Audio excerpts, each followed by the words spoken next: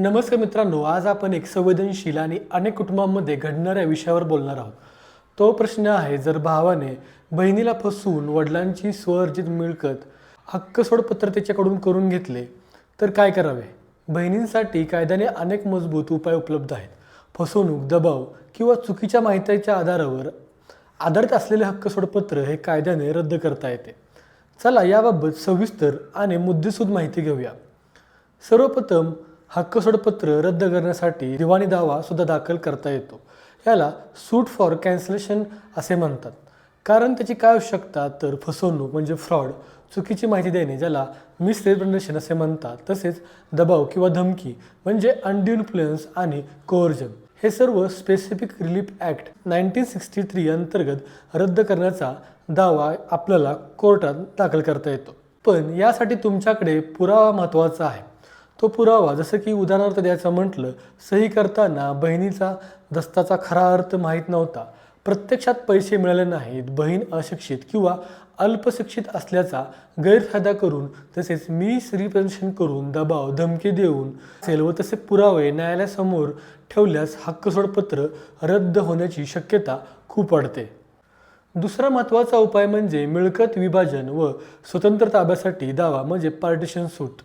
जर वडील एक्सपायर झाले असतील तर वडिलांची स्वमिळकतीची जी काही मालमत्ता असेल ती सर्व वारसांची संयुक्त मालमत्ता होते. फसवणुकीने केलेले हक्क सोडपत्र वैध धरले जात नाही, त्यामुळे बहीण स्वतंत्र हिस्सा किंवा स्वतंत्र ताबा मागू शकते. तिसरा उपाय म्हणजे कायमस्वरूपी आणि तात्पुरती स्थगिती.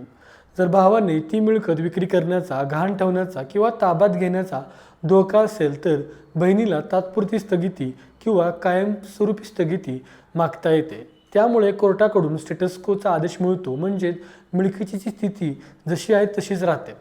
चौथा उपाय म्हणजे फौजदारी गुन्हा सुद्धा दाखल करू शकतात. जर फसवणूक गंभीर स्वरूपाची असेल तर फौजदारी कायद्यानुसार त्या बहिणीला भावाच्या विरुद्ध गुन्हा दाखल करता येऊ शकतो.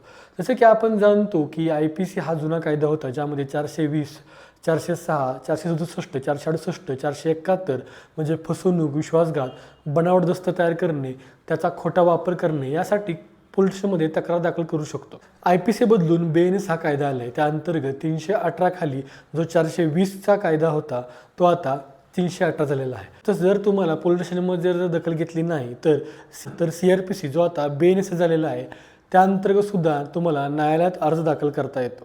तसेच दस्त नोंदणीवर सुद्धा तुम्हाला आक्षेप घेता येतो. हक्क सोड नोंदणीवेळी स्टॅम्प ॲक्ट किंवा रजिस्ट्रेशन ॲक्टचे नियम मोडले असतील तर तुम्हाला रजिस्टर किंवा कलेक्टर यांच्याकडे चौकशीची मागणी करता येते. सगळ्यात महत्त्वाचा मुद्दा म्हणजे मुदत मर्यादा. फसवणूक कळल्यापासून 3 वर्षाच्या आत दावा दाखल करावा लागतो. यामध्ये फसवणूक कधी कळली हे दाव्यात स्पष्टपणे लिहिणे आवश्यक आहे. थोडक्यात निष्कर्ष काढायचा म्हटला, फसवणुकीने किंवा दबावाने घेतलेले हक्क सोडपत्र कायदेशीरदृष्ट्या आव्हान देता येते.